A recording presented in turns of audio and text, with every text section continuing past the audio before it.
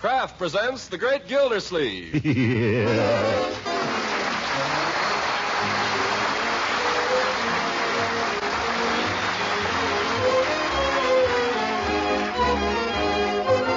The Kraft Cheese Company will also bring you Bing Crosby every Thursday night. Present each week at this time Harold Perry as The Great Gildersleeve, written by John Whedon and Sam Moore.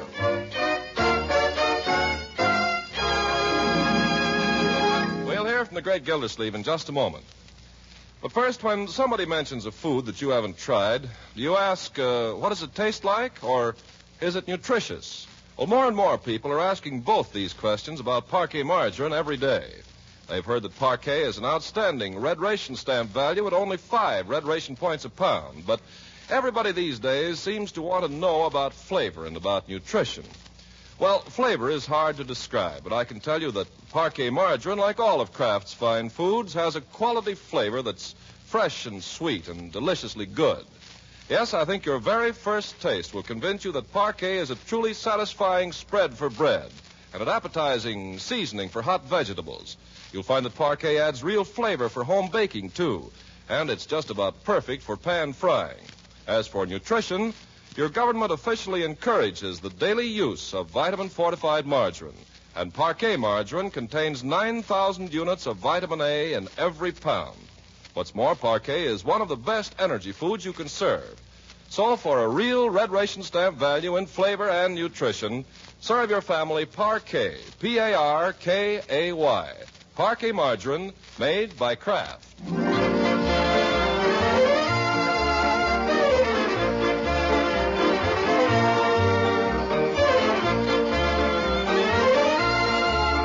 Now let's join our friend, the Great Gildersleeve, who's daily becoming more aware of the fact that in only a couple of weeks he'll be a married man.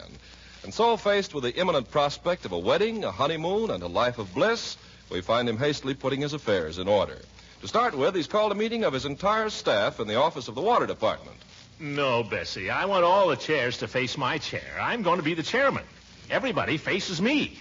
You can sit here at your desk and take notes. Yes, Mr. Commissioner. Well, here comes Uncle Charlie. How's everything out at the reservoir, Charlie? Morning, Commissioner. What's all this fiddle-faddle I get from that daffy girl about a meeting? Oh, hello there, sugar. I didn't see you. My name is Miss Bard, and I'm not Daffy. Okay, have it your way. But let's get at this meeting, Commissioner. I got work to do on my dad-busted pump engine. Yeah, all right, Charlie. Just as soon as we're all here, we'll start. Well, who we waiting for? Don't tell me I got to sit and fan myself till Whiny Flynn gets here. Charlie, Whiny Flynn is a member of our staff. He's our official troubleshooter. Troubleshooter? Makes more trouble than he shoots. He can't get over the idea the way to fix a pipe is to crawl inside of it. Yeah, but he can't. Your dad hootin' he can't. He can't crawl in a 12-inch pipe any more than I can. Any more than you can, even. Now, Charlie. Trouble with him is he don't know it. Why, 2 years ago, before you was commissioner, I had to get up in the middle of the dad-busted night on account of Whiny got stuck halfway into a drain pipe. How'd you get him out? Had to cut him out with a blowtorch. He's been mad at me ever since. Why was he mad? Well, I burned a little teeny hole in his pants. Yes. Well, maybe we shouldn't wait for Whiny. He went on a call to the mayor's house. All right, then let's get down to cases. I can't bootle away the whole day. It's all right, all right. The meeting will come to order. Now, I shall first state the purpose of this meeting. The purpose is to plan for my honeymoon. That's all, brother. See you later. Charlie, don't misunderstand me. I simply want things to run smoothly while I'm away, that's all. In other words, you and Bessie and Whiny will have to divide up my duties between you. You know what they are, don't you? Well, let's see. The rain falls out of the heavens and runs into the reservoir. Then I see that it's purified and pumped into the mains. Then Whiny sees that it gets to the houses, and the girl here sees that the folks pay for it. Mr. Gildersleeve, I ask you, what in Tunket is a water commissioner? Charlie, are you suggesting that I'm a parasite? Parasite, my eye. You're a... Never mind. Let's not get personal here, Charlie. All right, let's wind up this spelling bee so I can get back to work. If I don't get some oil in that jalopy by 11:30, she's liable to blow a gasket. Well, all right, Charlie. Just one thing first. I'm going to be married on June 27th, but I'll be back at my desk the 12th of July. Well, then what's all the shooting for? We got lots of time. Yes, but I want to be sure you'll all function perfectly while I'm away. So I'd like to have a trial period first, starting today. What do you mean, Mr. Gildersleeve? For 1 week, we'll all pretend I'm not here, including me. You mean you won't even come to the office? Might make it more realistic. Do you understand the plan now, Charlie? Oh, sure. Okay. And the meeting is adjourned. And I'm gone for the week. All right, so long, Commissioner. Wait a minute, Charlie. But what? I'm in a hurry, Dad. Busted? Never mind. I just want to warn you to get out your Sunday suit and take it out of the mothballs, because on June 27th, I want you to come to my wedding. Wedding? Who, me, Commissioner? Yes, you old buzzard. I'll speak to Mrs. Ransom about it today. Well, I'll be... Well, thanks. Mrs. Ransom, huh? She's the... whatchamacallit? Yes, she's my fiancée, yes. Dad busted widows, knock over more good men. Well,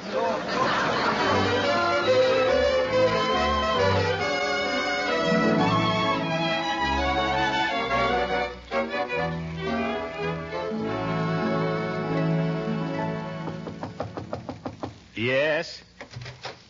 Bessie, I told you I'm not to be disturbed. But, Mr. Gildersleeve... You're on your own now, Bessie. Whatever comes up, just handle it in your own way. Don't come to me about it.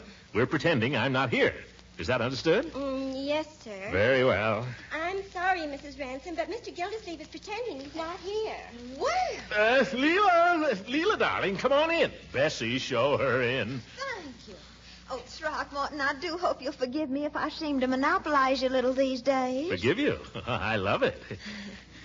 All right, Bessie, you may close the door. That's the use of being in love if you... No, Bessie, go out and close the door. That Bessie, I'm going to have to let her go. I suppose you're frightfully busy, Throckmorton, but I just had to come down and see you. I'm glad you did, Leela, because I got something for you. For me? Well, for the both of us, for after we're married. Oh, darling, how exciting. Must I close my eyes? No, it's nothing like that. As a matter of fact, this is sort of intended to open your eyes. It's a budget. A budget? Uh-huh. A budget for our household. It accounts for every penny. You see? Oh, Throckmorton, you're such a practical man. Well, you have to be practical some of the time, Leela. Now sit down here and let me show you how I've worked this thing out. Oh, Throckmorton, you're a darling, and I know it's a darling budget, but I'm just not in the mood right now for budgets and all. Do you mind? We got to talk about it sometime. Well, some other time, because right now I've got something much more important to discuss with you. Oh, what's that? Well, we've simply got to decide who you're going to have for your best man. Well, that's all decided. I'm going to get Fibber McGee. Well, that's one of the things I wanted to talk with you about, Throckmorton. I know that you and Mr. McGee were very close. Close. We were right at each other's throats for years. But I wonder how it's going to sound in the society column. What? Well, Mrs. Ransom was attended by her sister, Mrs. Winfield Barrington Scott. Mr. Gildersleeve's best man was a Mr. Fibber McGee. Well, what do you want him to do? Change his name? Well, I just thought it would sound so much more dignified if your best man were Judge Horace Hooker. Hooker? Oh, that would be great. Mrs. Ransom was attended by her sister, Mrs. Scott. Mr. Gildersleeve was attended by an old goat. Well, of course, if Mr. McGee is the only real friend you've got. What do you mean, the only friend I've got? I've got plenty of friends. Plenty. Well, you say. I don't have to have McGee if I don't want to. But if you've already asked him. I haven't asked him. I've got a good mind not to. McGee is just the kind of a guy who would come to your wedding and then make cracks. I can get married without McGee. Oh, but who else could you get? Plenty of people. But who? Well, there's Hooker. Why not? Of course, I don't know if you could get him. Could I get Hooker? Oh, darling, you have the best ideas. But Hooker was your idea. Oh, I just suggested it. It was really your idea. Oh. Well, we can't fool around here forever. Things to be done here, decisions to be made, a wedding to be performed. Oh, Throckmorton, there's one thing I'll say for you. You certainly have a mind of your own. Yes, my dear. Sooner or later, you'll learn that that's the only way to get things done. Make a decision, any decision, but stick to it. Yes, dear.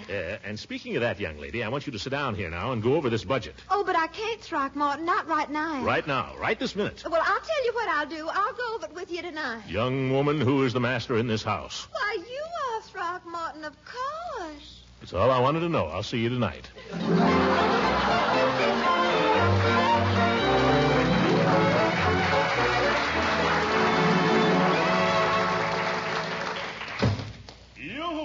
Is that you, Unc? Yeah, it's me. I'm glad you're home, Unc. I'm all alone for lunch. Here, let me take your hat. There's going to be a fight at Doyle Stadium tonight, Unc. Buzz Bonanno versus Nosy Wendell. You think you'd like to go? No, Leroy, and for the millionth time, you can't go either. But why, Unc? We've been over this thing before, young man. In the first place... I got the money. Oh, in the second place, you're too young and it keeps you up too late. But I can sleep late tomorrow. Leroy, the discussion is over. Okay. However, there's another matter I'd like to talk to you about before lunch. I trust it'll be a very pleasant talk. Well, do we have to go in your study? Oh, no, we can sit here. Well, it might be pleasant at that. Yes. Sit down, my boy, sit down. Okay. Now, what's eating you? I'm in a good temper, Leroy. Don't fool with it. Oh, no, sir. I mean, yes, sir. You realize that on June 27th, Mrs. Ransom and I will be married? See, that's right. It won't be long now. I sincerely hope you approve of the step I'm taking. Well... We needn't go into it now. What I want to tell you is that after we're married, we're going to Lake Hackmatack for a couple of weeks. Lake Hackmatack? Oh, boy, will we have fun. Leroy, What? I don't like to disappoint you, but you're not going on my honeymoon. Gee, you won't let me go to your honeymoon? You won't let me go to the fights? What an uncle. I'm not going to discuss this any further. The purpose of the honeymoon is to enable Mrs. Ransom and myself to get better acquainted. Your presence will not help. Okay. But she'll have to get acquainted with me sometime. Why not take care of all of us at once?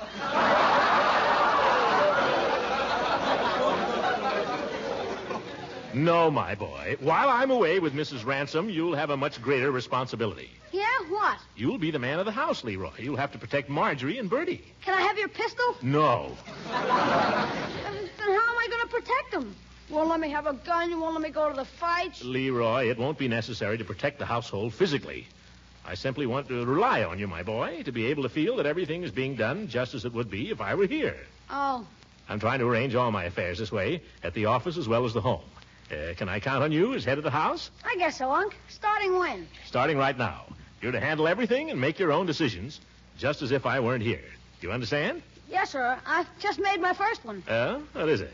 Bertie, we'll have supper early tonight, please. I've decided to go to the fight. Leroy. And, right now, I'll have a cigar.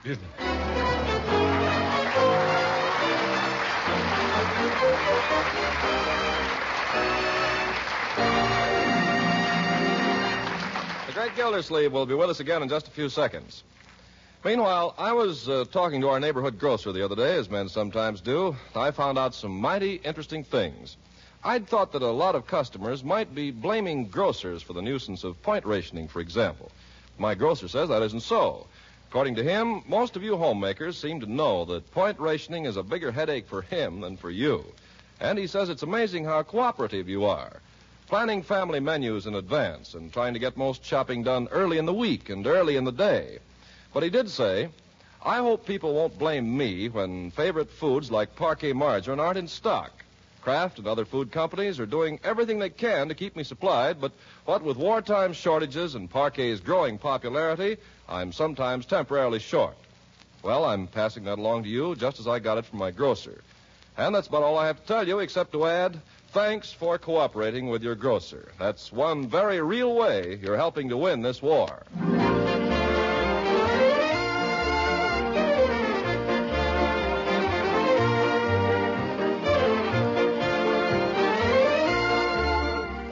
Now let's rejoin the great Gildersleeve. He spent a profitable but unpleasant afternoon paying bills and cleaning out clothes closets. But now, after a good big supper, he's returned to the task of preparing for his honeymoon. More specifically, he's checking over his camping equipment when Ben arrives to take Marjorie to the movies.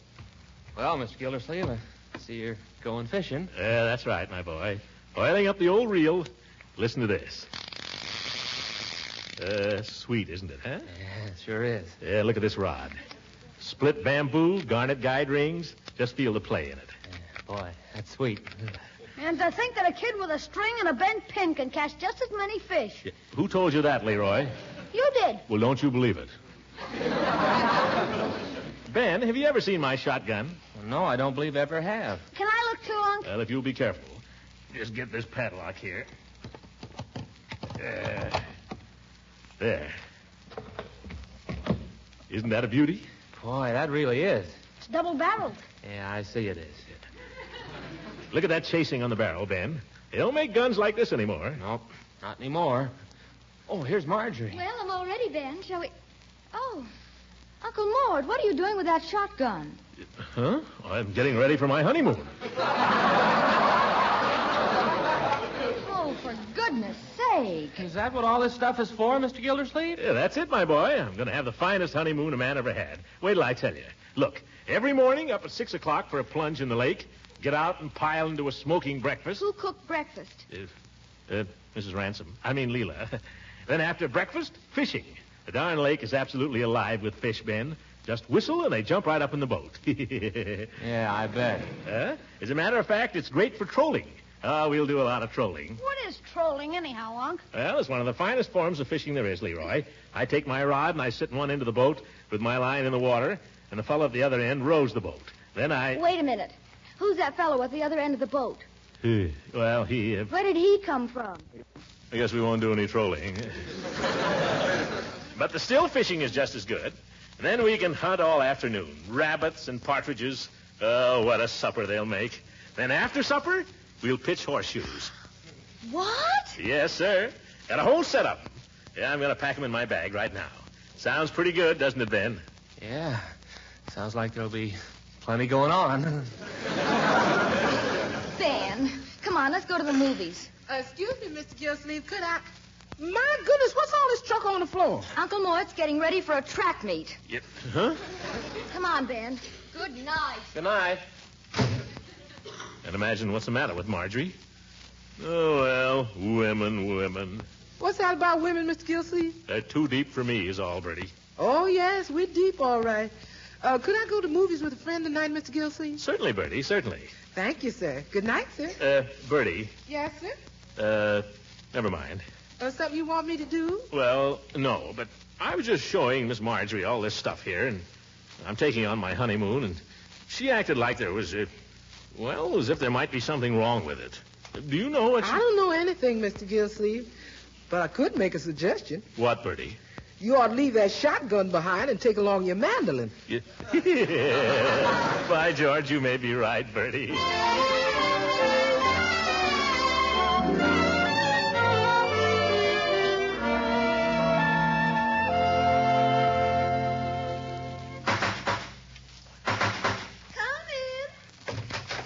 Am I early, Leela? Oh, not at all. Let me take your briefcase. All right. Say, that's a lovely thing you're wearing there.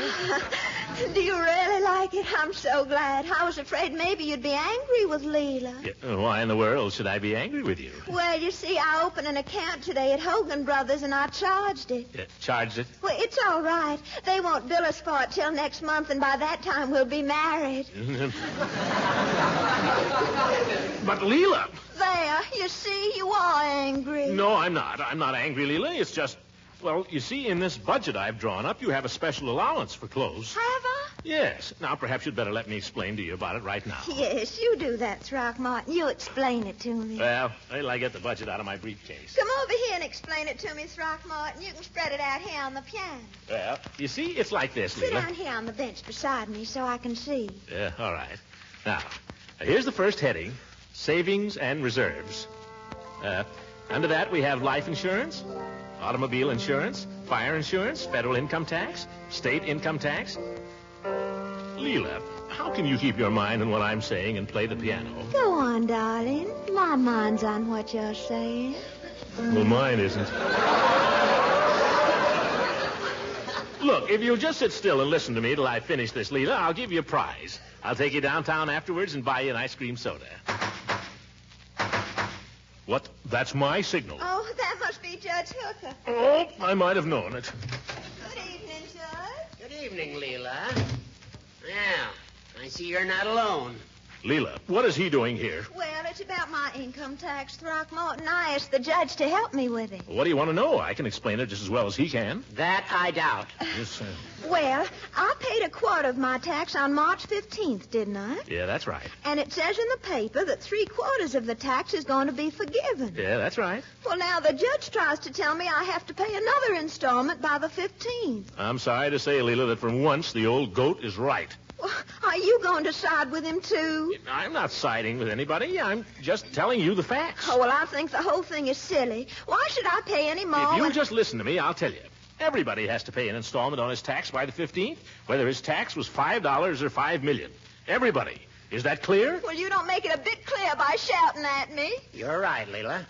Gildy, allow a lawyer to explain it. The legal mind handles these things better, I think. Legal mind. Reason is often more effective than racket. Now, Leela, this installment on your tax, which falls due on the 15th, is to be applied not against last year's tax, but against this year's. Is that clear? No, I think it's silly. Well, you just can't brush it off by saying it's silly. Let's be reasonable about this now. Now, the tax you pay tomorrow is on your income this year. In other words, it's a step toward pay as you go. Pay as you go, pay as you went. The whole thing is just too complicated, Judge, for anybody to understand. Well, that's because you won't try to understand. And besides, I'll think it's silly. Leela, I'm your attorney, am I not? Of course, Horace. And you trust me, don't you? Yes, Horace, I trust you, of course. And I've been telling you for 2 weeks that you have to pay this tax installment, haven't I? Yes, but I don't understand You don't have to understand. But if you want to keep out of trouble, just take my word for it and pay the tax. Pay it, pay it, pay it. The legal mind. I think I'll just leave you two boys to work this out between you. Now, Throckmorton, you explain to Horace about budgets, and Horace, you explain to Throckmorton about taxes, while I go upstairs and pat him on my nose. What do you do with a woman like that, Horace? Very simple, Gildy. Either you pay her tax tomorrow or you marry her in jail.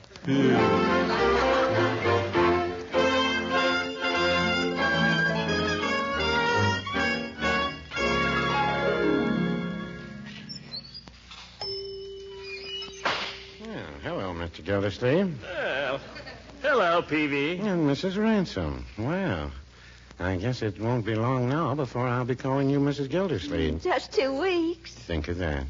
You want to sit at the table, Leela, or would you rather have your soda at the fountain? Oh, at the fountain is more fun, I think. All right, climb up. You really don't deserve one, you know. Oh, now, Throckmorton. You don't. You didn't keep your promise. What promise? You know what promise.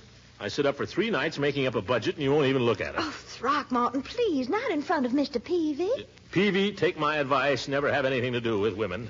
Well, that advice comes a little late, Mr. Gildersleeve. About 23 years, in fact. Chocolate soda, did you say? Leela? Yes, chocolate for me. Chocolate for both of us. Chocolate it is. You know, Peavy, you're a sensible man. Tell me, do you and Mrs. Peavy keep a budget? Oh, now, Throckmorton, don't spoil our sodas. But budgets are important, Leela. Aren't they, Peavy? Yes. Mrs. Peavy and I have kept a budget for years. You see? And you stuck to it, too, haven't you, Peavy? Well, I wouldn't say that. But we tried. Oh, but what good is a budget? It only makes you sad. Oh, you tell her, Peavy. I've tried everything. Well, you take Mrs. Peavy and myself. Without a budget, we could go broke and never know it. But this way, we know it. Well, that seems to me a very good reason not to keep one. Well, a budget has other uses. Now, for example, I can take out my budget for 1923. That was the year we drove to Old Point Comfort. You save them that far back? I've kept a record of every cent I've ever spent. And I can look up there under August 18th, 1923, and see that on the morning we started out, I bought 4 quarts of oil at 38 cents a quart. A little farther on, I spent $1.50 to get a blowout repaired. And then so much for lunch. And in the afternoon, 10 gallons of gasoline and another quart of oil. It brings back memories. Well, that's been going on for 23 years, and Mrs. Peavy has never complained? Well, no, I wouldn't say. Yes, I will, too. As long as we've been married, I've never known Mrs. Peavy to do any real complaining. You see, Leela, people can be happy on a budget. Tell me, Mr. Peavy, what's it like to be married 23 years? Well, it's pretty nice. By that time, you and your wife have gone a lot of places together, and you've learned to like the same things, and you have a lot of little private jokes, and it's kind of restful and nice. Of course, I've been fortunate. Mrs. Peavy is 1 in a million. I don't believe she's ever had a thought for herself or for anyone but me. That's the way it should be, Peavy. That's the way it should be. Throckmorton, I'd like to go now if you don't mind. But, Leela, you haven't touched your soda. I know. I really don't care for it. Do you mind? Of course not, darling. If you don't feel like it, I'll just finish mine.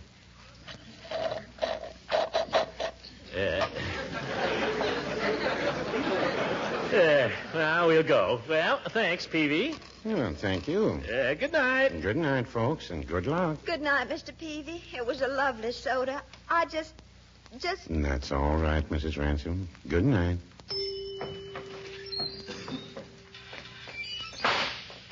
Oh, brother, what a night. Isn't it beautiful, Leela? Look at those stars. By George, you could almost touch them.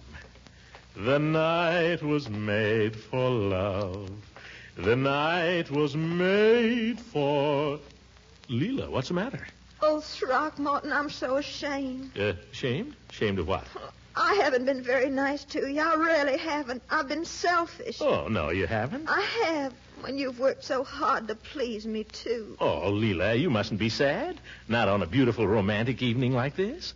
Look at all the pretty stars. You see? They're winking at you. Go on, little stars. Wink at Leela. Oh, Throckmorton, you're sweet. Huh? And from now on, I'm going to try to be a different girl. I truly am. From now on, I'm going to be nice to you and just do everything you say. From now on? From now on. Beginning right now? Beginning right now. Yeah. Come here, young lady. No, Throckmorton, before we do another thing, you and I are going to go home and go over that budget. What? Come on. Leela, wait a minute. Can't you take a joke? Hang the budget. Leela!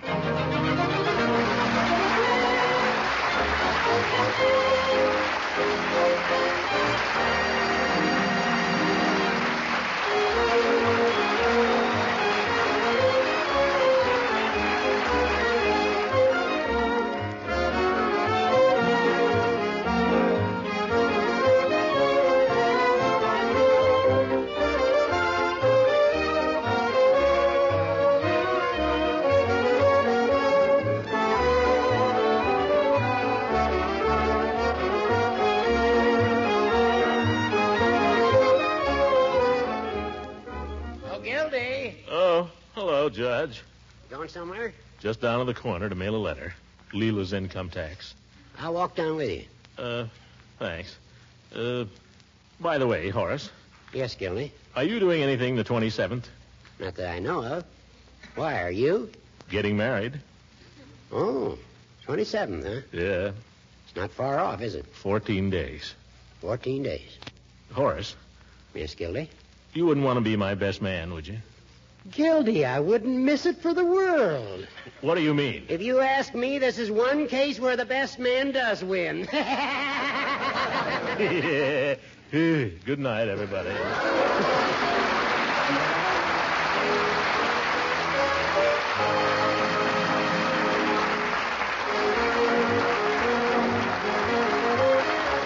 Music heard on this program was under the direction of Claude Sweeten. This is Ken Carpenter speaking for the Kraft Cheese Company and inviting you to listen in again next Sunday for the further adventures of the great Gildersleeve.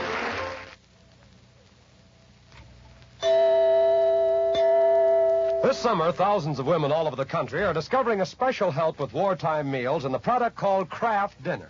A box of Kraft Dinner gives them enough delicious macaroni and cheese for 4 people at a very few cents a serving, and only one single red ration point for the whole dish.